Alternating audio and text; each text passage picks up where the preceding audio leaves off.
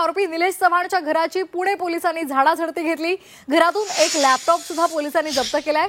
पुणे पोलिसांची 2 पथकं निलेश चव्हाणच्या शोधासाठी रवाना झाली आहेत। निलेश चव्हाणला चौकशीसाठी हजर राहण्याचे आदेश सुद्धा देण्यात आले। पिस्तूलबाज निलेश चव्हाणला आता पोलीस शोधत आहेत, मात्र तो पोलिसांना सापडलेला नाहीये।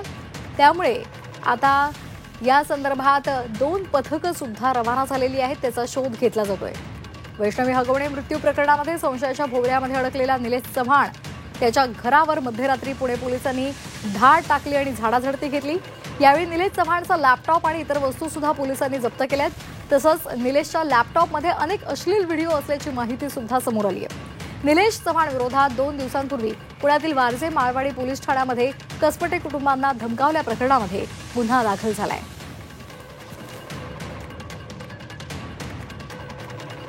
तर निलेशच्या घराची झाडाझडती घेण्यात आलेली आहे आणि त्यातून लॅपटॉप आणि इतर वस्तू सुद्धा जप्त करण्यात आलेल्या आहेत।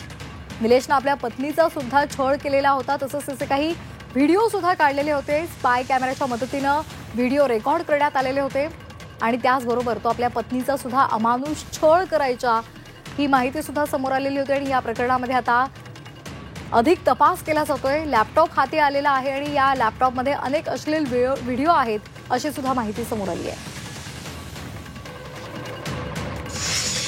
आमच्याने धमकी दिलेल्याचा त्या घटनेच्या अनुषंगाने त्या ज्या ठिकाणी ती घटना झाली त्या घटनेचा जी स्पॉट आहे तो स्पॉट पंचनामा करणे, तसेच त्या ठिकाणी हाऊस सर्च घेऊन हाऊस सर्चमध्ये काही गोष्टी आपल्या पोलिसांच्या तपासामध्ये आपण सीज केलेल्या आहेत। त्याचं ॲनालिसिस नंतर टेक्निकल ॲनालिसिस बाकीच्या सर्व गोष्टी पुढं पोलीस करत आहेत आणि अशा पद्धतीने काल त्या गुन्ह्याच्या तपासामध्ये काही गोष्टी आपल्याकडं प्राप्त झालेल्या आहेत।